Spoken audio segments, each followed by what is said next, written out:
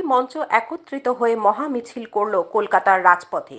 রাজ্য group D 2017, 2009 দক্ষিণ 24 পরগনার প্রাইমারি মঞ্চ, NSQF শিক্ষক পরিবার, যুব ছাত্র অধিকার মঞ্চ, নবম দশম যুব ছাত্র অধিকার মঞ্চরি, শিক্ষা কর্মশিক্ষা মাদ্রাসা পাস প্রার্থী মঞ্চ, 2014 প্রাইমারি টেট একতা মঞ্চ যৌথভাবে এই কর্মসূচি নিয়েছিল।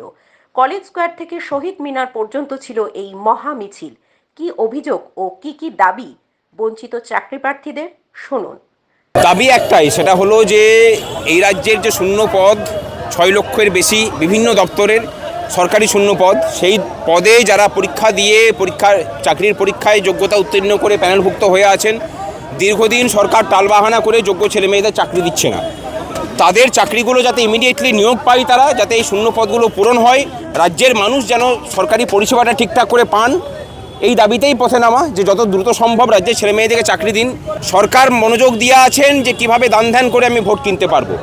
এইবারের ভোটটা আমরা সেটাকেও একটা চ্যালেঞ্জ হিসাবে নিয়েছি যে সরকারকে আমরা বোঝাবো এবারে যে মানুষের মৌলিক অধিকারগুলোকে সুরক্ষিত না করলে যে ভোটে জেতা যাবে না। পশ্চিমবঙ্গে সেই দিন যে পেরিয়ে গেছে সেটা সরকার বুঝতে পারবে, 4 তারিখটা আসতে দিন, বুঝতে পারবে।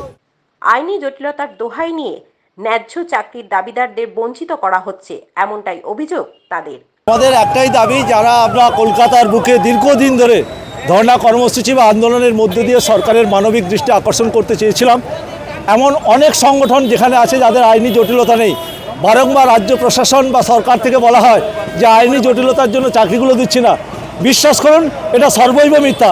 হয়তো কিছু জায়গায় আইনি জটিলতা আছে ঠিকই, কিন্তু এখানে একাধিক মঞ্চ আছে যাদের কোনো আইনি জটিলতা নেই, বা সরকারের সদিচ্ছা থাকলে এই আইনি জটিলতা কাটিয়েও কিন্তু নিয়োগ দেওয়া যেত। বছরের পর বছর এভাবেই চলছে লাগাতার আন্দোলন।